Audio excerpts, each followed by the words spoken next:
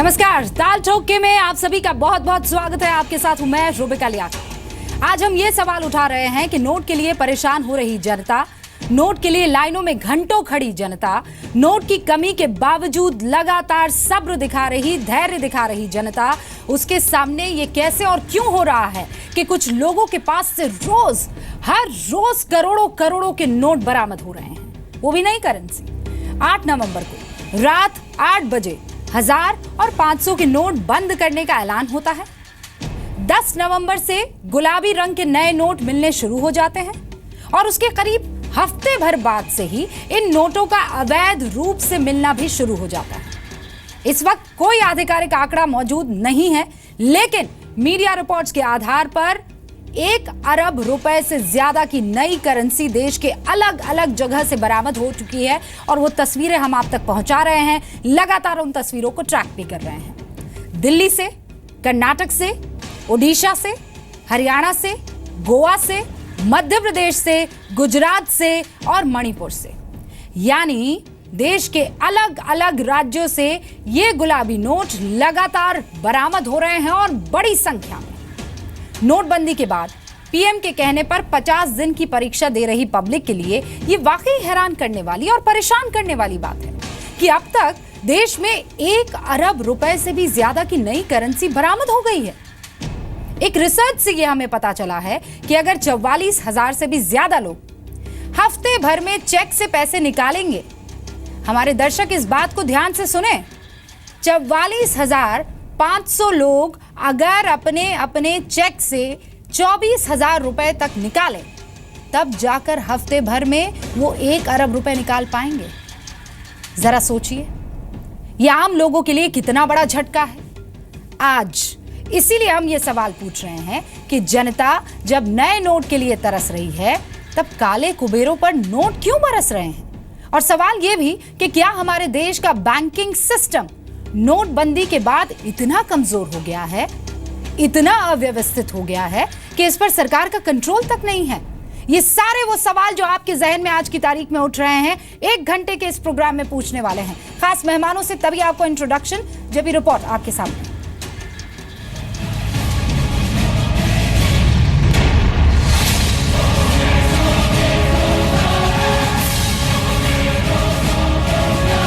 लोगों के पास तो 200 रुपए नहीं मिलते। ये मेरे में एक दोस्त हैं जनरल साहब, वो कल जालंधर से आए थे, लेफ्टिनेंट जनरल है। वो बैंक में गए थे अपना चेक कैश करने के लिए, और बैंक मैनेजर कहता sorry we have no cash. और यहाँ नहीं, अब दूसरे करोड़ों रुपए निकल रहे हैं नए नोटों के। कैसे जा रहा है ये तो फिर पता करना पड़ेगा। धारावी जैसे स्लम में जहाँ छोटे लोग कारोबार करते हैं, सारा के सारा 90% बंद हो गया है वो। और इस तरह से कितने छोटे किसान और कितने छोटे ट्रेडर्स और कितने छोटे मजदूर बेरोजगार हो गए हैं। हजारों लाखों की तादाद में रोजगार खत्म हो रहा है। और मोदी जी कह रहे हैं और इंतज़ार करें, 20 दिन और इंतज़ार कर लें, उसके बाद भी मुझे लगता है कि तब तक शायद पानी सर से ऊपर चला जाएगा। ये प्रधानमंत्री को बताना चाहिए कि इनके बैंकिंग सिस्टम में क्या प्रॉब्लम है कि जनता को 2,000, 4,000, 10,000 नहीं मिल रहे हैं। मेरा अपना चेक पिछले 5 तारीख से दिल्ली के एक बैंक में 20,000 रुपए का घूम रहा है और पैसा नहीं मिल रहा है। और कैसे करोड़ों करोड़ रुपया ब्लैक मार्केटिंग करने वालों को, ब्लैक मनी इधर उधर करने वालों को मिल जाता है। ब्लैक मनी बहुत तेजी से जनरेट हो रहा है मोदी जी के इस कदम के बाद भी। मोदी जी आज जो है 500, 1000, 2000 रुपया, 1,50,000 रुपया कमाने वाले लोगों को लाइन में खड़ा कर दिया पैसा बनाने के लिए। हालत खराब है, किसी का पैसे नहीं है। सबको जो है एक ऐसी नजर से देखा जा रहा है कि सब हिंदुस्तान में चोरी है। और जो लोग हजारों करोड़ रुपया हड़पे बैठे हैं, वो लोग नहीं पकड़े जाएंगे तो बहुत इमेज गलत होगी। मैं चाहता हूं कि बिल्कुल इंक्वायरी की जाए, सारे लोगों पर, जो लोग भी बैठे हुए हैं, किया जाए। उनको लगा था कि ठीक है, मोदी जी 1,500 की बंद कर देता है, हम पिछले दरवाजे से कुछ कर लेंगे। लेकिन उनको मालूम नहीं था मोदी ने पिछले दरवाजे पर भी कैमरे लगाए हुए हैं। ये सब के सब पकड़े जाने वाले, कोई बचने वाला नहीं है।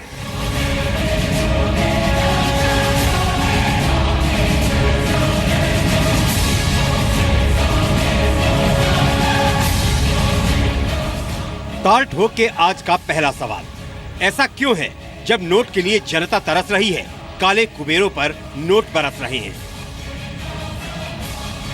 दूसरा सवाल, क्या काले कुबेरों पर देर से जागी सरकार? तीसरा सवाल, क्या बैंकिंग सिस्टम पर सरकार का कंट्रोल नहीं है? चौथा सवाल, नए नोट की लीकेज के पीछे किसका हाथ है?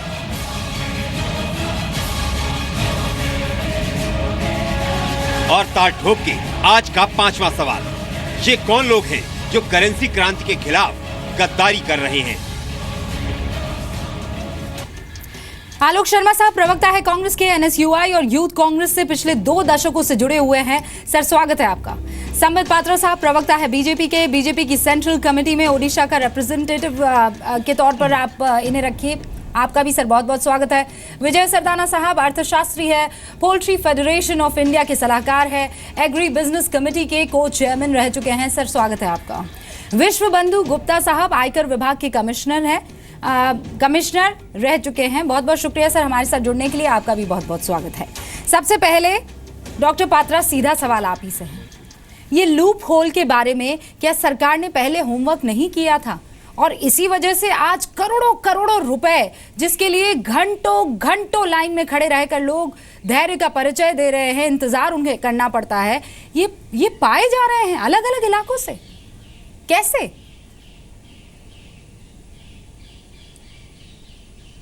वाजिब प्रश्न है, मैं इसका उत्तर देता हूं। अभी मैं बड़े ध्यान से रिपोर्ट को भी देख रहा था, जिसमें कुछ लोगों ने, खास करके जो हमारे राजनीतिक लोग हैं, उन्होंने ये आक्षेप लगाया कि देखिए जनता तो लाइन में खड़ी है, जनता त्रस्त है, मगर जो काले धन के कुबेर है उनको बड़े आसानी से पैसा मिल गया। ये पैसा कैसा मिल गया? मैं इतना ही कहना चाहता हूं, देखिए आज अगर ये हम डिबेट भी कर रहे हैं, वो इसलिए कर रहे हैं क्योंकि सरकारी एजेंसीज ने ही रेड डाले हैं। सरकारी एजेंसी, सरकार ने ही धरपकड़ किया और जो 1 अरब रुपए की बात आपने की, इसको रिकवर भी सरकार ने ही किया। स्वाभाविक रूप से सरकार एक पैनी निगाह पूरे सिस्टम पर रखी हुई है। कहीं भी अगर ये काले कुबेर जो है अपने धन को बदलने की कोशिश कर रहे हैं, काले धन को व्हाइट करने की कोशिश कर रहे हैं नए नोट के माध्यम से, तो जो जैसे मोदी जी ने कहा पिछले दरवाजे पे, अर्थात सिस्टम के लूप होल्स, पिछला दरवाजा मतलब लूप होल्स पे कहीं ना कहीं अपने तरीके से नजर है। वरना 1 अरब रुपए भारत के इतिहास में इतने छोटे समय में कभी पकड़ा गया हो, ऐसा हमने कभी नहीं देखा था। तो सरकार अपना काम कर रही है। हाँ, जो दूसरा प्रश्न आपका है ताल ठोक के का कि क्या बैंकिंग सिस्टम इतना खराब है? देखिए बैंकिंग सिस्टम ही नहीं, मुझे आज बोलते हुए दुख हो रहा है, मगर पहले मैं बता दूं, जो ऑफिसर बैंक में काम कर रहे हैं, 24 घंटे काम कर रहे हैं, उनको मैं नमन भी करता हूं। एक पूरे सिस्टम को मैं यहाँ खराब कह दूं तो उनको बुरा भी लगेगा, क्योंकि 24 घंटे काम भी कर रहे हैं। मगर बहुत सारी सिस्टम इंडिया में बहुत वर्षों से, दशकों से इतनी गली हुई है कि आप और हम भी ये जानते हैं। मगर इसके खिलाफ जो हम बार बार डिबेट करते थे कि रिफॉर्म्स भी होना चाहिए, इसके खिलाफ हेड ऑन एक लड़ाई होनी चाहिए, वो किसी की हिम्मत नहीं थी कि एक सिस्टम के खिलाफ जाके हम लड़े। पहली बार ये सिस्टम शुरू हुआ है। और तीसरी बात मैं जल्दी ख़त्म कर दूं ताकि दूसरे प्रवक्ता भी बोल सके। आप देखिए जो एक न्यू नॉर्मल था लाइफ में, जो वो अब सब्स्टिट्यूट कर रहा है ओल्ड नॉर्मल को। ये जितने रुपए लोगों ने अपने घर में रखे हुए थे, काले धन के कुबेर जिनको आप कह रहे हैं, ये बैंकिंग सिस्टम उनके साथ मिला हुआ था। धीरे धीरे ये नॉर्मल को चेंज करना है और ये बहुत मैसिव है। मैं बार बार एग्जांपल देता हूं कि जो लोग दिल्ली में रहते हैं, मुंबई में रहते हैं, ये जब घर खरीदने जाते थे, एक चेक लेके जाते थे 20 लाख रुपए का। और दिख रहा है, हाँ डॉक्टर पात्रा, ये 1 अरब सामने दिख रहा है। इसकी आधिकारिक पुष्टि अभी हुई नहीं है, लेकिन मीडिया रिपोर्ट्स ये कह रही है। मेरे पास जो आंकड़ा है उसमें 8,000 आयकर अधिकारी असेसमेंट के लिए है, 4,000 अधिकारी ऑडिट जैसे दूसरे कामों में लगे हुए हैं और 80 केस की जो जांच है वो औसतन एक अधिकारी कर पाता है। अभी तो सर ऐसे बहुत से लोग होंगे जो जुगाड़ कर चुके होंगे और मस्ती में घूम रहे होंगे, आप कैसे उनको पकड़ पाएंगे? देखिए 2 तरह के इसमें पूरा प्रश्न उठता है। एक तो जो प्रश्न अर्थशास्त्रियों ने पूछा कि बहुत सारे लोगों ने जो जुगाड़ हम कह रहे हैं वो जुगाड़ ऐसे भी किया होगा कि जो बैंकिंग प्रणाली है, फॉर्मल बैंकिंग सिस्टम है, उसी में पैसा घुसा दिया। जैसे कि जनधन अकाउंट में बहुत लोगों ने पैसा डाल दिया, या तो 10 लोगों के अपने परिवार के लोगों के नाम से ही पैसा डाल दिया है। उसके लिए तो उसका उत्तर बड़ा स्पष्ट है कि जो पैसा बैंकिंग सिस्टम में चला जाता है, काला धन, वो अपने आप स्वतः सफ़ेद या वाइट नहीं हो जाता है। उसके ऊपर जैसे मंत्रालय ने खुद कहा, टैक्समैन अपनी पैनी निगाह लगा के बैठी है, सबसे सोर्स पूछेगी, मनी ट्रेल होगा, और अगर सोर्स कहीं भी आप बता नहीं पाए तो वो पैसा काले धन के रूप में 50% फाइन, 25% आपका बॉन्ड में चला जाएगा, गरीब कल्याण बॉन्ड में। स्वाभाविक रूप से 75% आप अगर स्वयं डिक्लेयर करते हैं, नहीं करते हैं तो 85% पेनाल्टी हो जाएगा।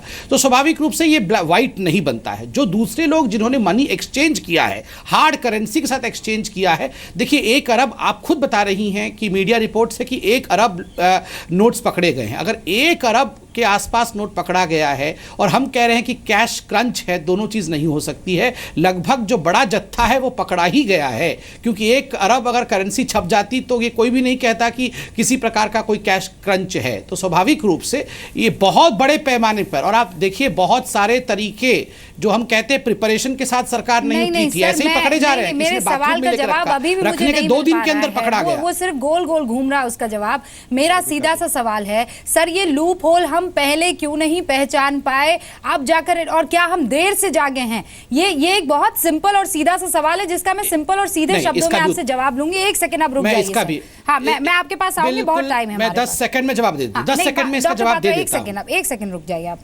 आलोक जी भी हमारे साथ बने हुए हैं। आलोक जी, ठीक। आज की तारीख में हो सकता है कि एक ऑपोजिशन होने के नाते आप इस बात को लेकर बड़े खुश हो रहे हो कि लीजिए हम तो कह ही रहे थे गड़बड़ी होने वाली है।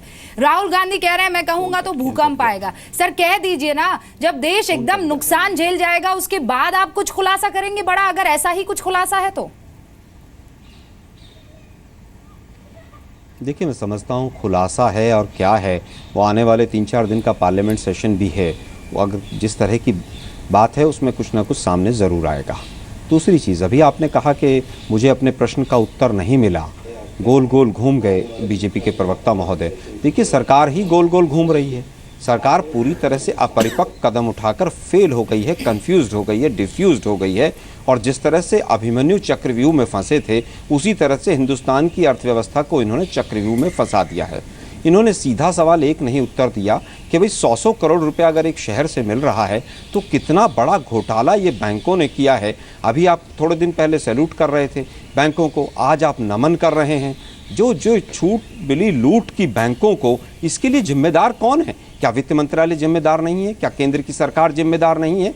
आप किसी भी तरह की जिम्मेदारी ही नहीं ले रहे हैं। आप बाकी सिस्टम पे डाल रहे हैं कि वहाँ पर भी है, वहाँ 70 साल से हो रहा था। भाई 2.5 साल में आपने 2.5 लोगों को अगर जेल में डाला होता तो शायद आज ये नौबत नहीं आती। दूसरा जो चक्र शुरू होगा इनकम टैक्स का, कि नोटिस आएंगे, इनकम टैक्स के लोग कार्रवाई करेंगे। मोदी जी ने तो लाल किले की प्राचीर से कहा था कि मैं इंस्पेक्टर राज को समाप्त करूंगा। ये तो इंस्पेक्टर राज का जो सबसे काला अंधकार में दिन होगा, जो समय होगा, वो अगला 3-4 महीने होगा। मैं फिर भी कहता हूं कि होना चाहिए, अगर काले धन में किस लोगों ने गड़बड़ की है, काले को सफेद करने की प्रक्रिया में कहीं गड़बड़ियां हैं, तमाम तरह की कार्रवाइयां होनी चाहिए। हाँ। लेकिन क्या बैंक के कर्मचारी जिनके ऊपर आप बंदूक रखकर चल रहे थे, इनकम टैक्स के जो लोग हैं, वो तो और भी ज्यादा दूध के धुले नजर आते हैं। वो क्या करेंगे आने वाले समय में? लेकिन आप ये देखिए कि इस अपरिपक्व कदम के कारण पूरे हिंदुस्तान की इकोनॉमी, मतलब आलोक जी कुल मिलाकर आप कह रहे हैं कि आने वाला टाइम भी बहुत ज्यादा मुश्किल होने वाली है। आने वाले टाइम में भी अभी आपको किसी तरह का कोई सोल्यूशन या वो 50 दिन खत्म होने के बाद सब चीजें ठीक हो जाना नहीं होगा? रूबिका जी, कल प्रधानमंत्री महोदय का स्टेटमेंट है, अखबार के तमाम पेजों पर फ्रंट में छपा है। उन्होंने कहा है 50 दिन तक ये मुश्किलें रहेंगी, लेकिन 50 दिनों के बाद हालात धीरे धीरे बेहतर होंगे। अब धीरे धीरे कब बेहतर होंगे वो नहीं बताया उन्होंने।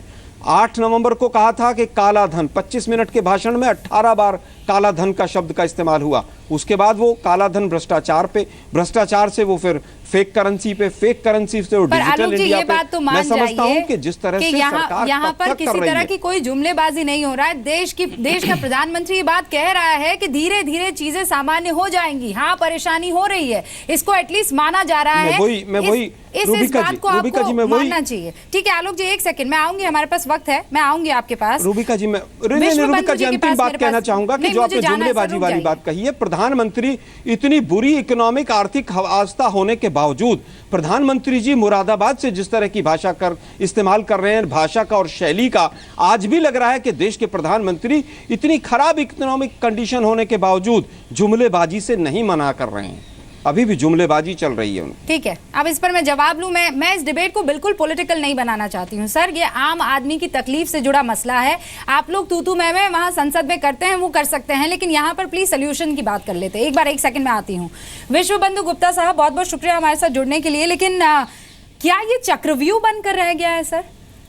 आयकर विभाग के जो जितने भी कर्मचारी हैं वो लगातार रेड पर रेड डाले जा रहे हैं। आपको लगता है ये काफी है या अभी तो पहुंच से दूर है? काम हो गया होगा जिनको करना होगा? नहीं, देखिए ऐसा है कि कई बहुत ही चिंता की बातें हैं। मैं पूरे देश के लिए चिंता की बातें हैं। पहली तो चिंता की बात यह है कि अगर सरकार ने जल्दी ही बाहर के देशों से नोट नहीं छपवाए, बाहर के नोट को एक ही रास्ता बचा हुआ है। आपकी जो 4 प्रिंटिंग प्रेसेस इंडिया में हैं वो बिल्कुल काम नहीं पूरा कर सकती, और पूरा असेसमेंट है कि 31 मार्च 2017 से पहले 500 रुपए के नोट कंप्लीट नहीं होंगे। इनको फौरन हिंदुस्तान की गवर्नमेंट को करेंसी नोट्स बाहर से छपा देने शुरू कर दिए जाने चाहिए, नहीं तो अगले 15-20 दिन में इस देश में दंगे होने की पूरी संभावना है। बैंकों को लोग बैंकों के आगे लोग करेंगे, लोग भूखे हैं, लोगों का जो दिन में अपनी जुगाड़ नहीं कमा सकते, बैंक में खत्म हो, बैंक में खड़ा हो या नौकरी करे, हालात बहुत ज्यादा सीरियस हैं। पहली बात तो ये है, ये मैं चाहता हूं आज की सरकार इस बात को बिल्कुल संभल ले। और दूसरी चीज मैं ये बताना चाह रहा हूं कि अगर सरकार सोच रही है कि मैं इस समय बाजार में, मैं आपको बता देता हूं, बाजार में मैं कल गया था, 2000 रुपए के जगह 1800 रुपए मिलते हैं, वो दुकानें बाजार में खुल गई हैं। हवाला वालों ने सड़क के ऊपर दुकानें खोल दी हैं। आप 2000 का नोट ले आओ, 2000 का नोट तो आदमी के लिए बिल्कुल बेकार है, उससे तो कोई चीज नहीं खरीदी जा सकती। वसंत कुंज में 2 दुकानें खुली हुई हैं, आप 2000 ले जाओ और 100 के 18 नोट ले जाओ। खुले आम मुल्क के अंदर हवाला चल रहा है इस समय।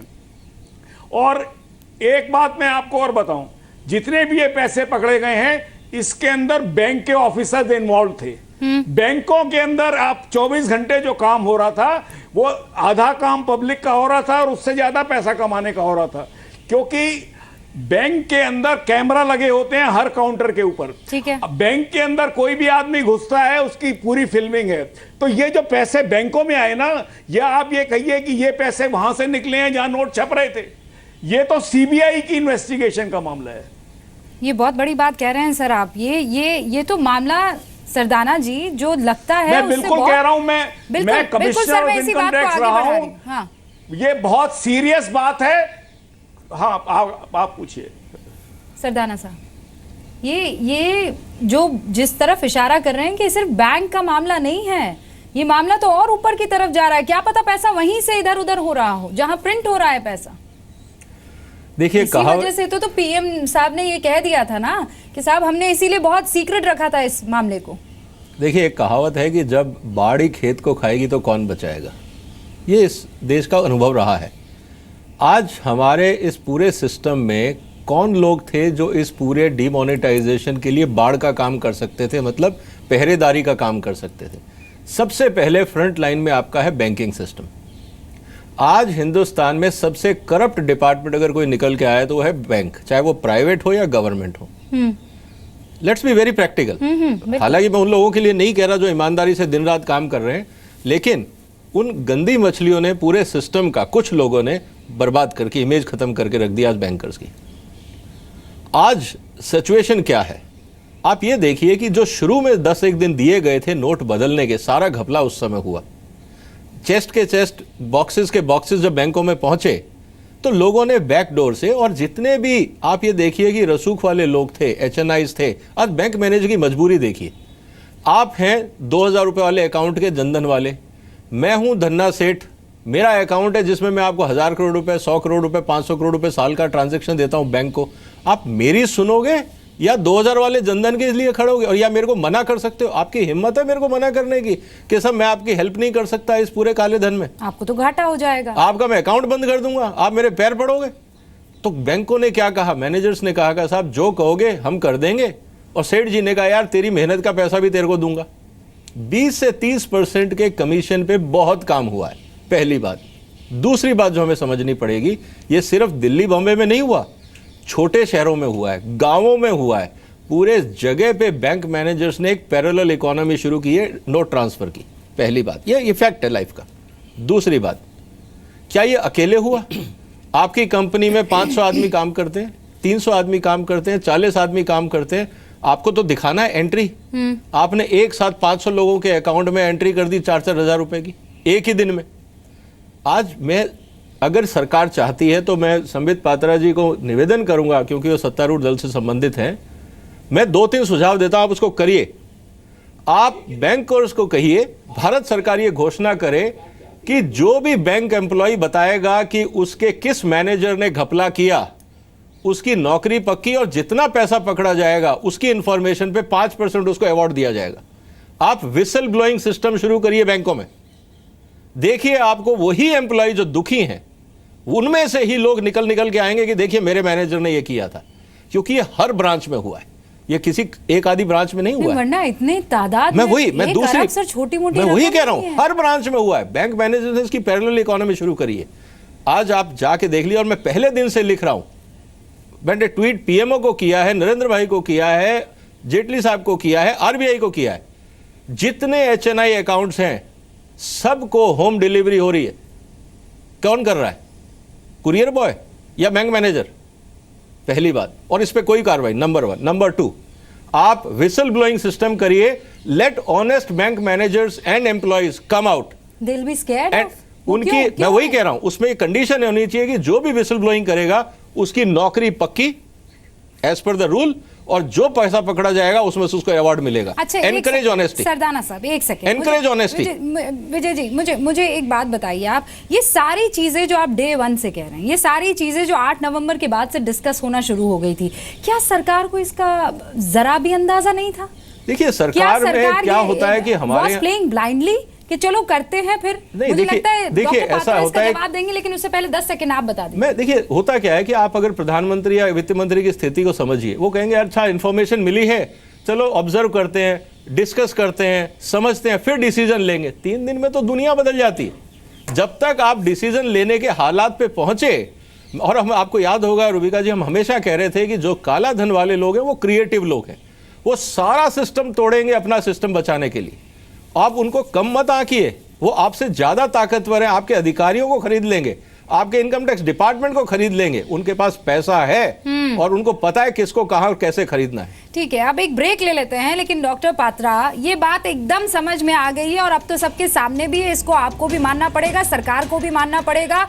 आपकी नीयत भले ही अच्छी हो, आपका फॉर्मूला भले ही बहुत शानदार किस्म का हो, लेकिन जो लोग जुगाड़ करना जानते हैं, जो ये धन्ना सेठ है, वो 10 कदम आगे निकल गए और ये साबित कर लिया है। अब उनको पकड़ेंगे कैसे और इस चीज को कम कैसे, खत्म कैसे करेंगे,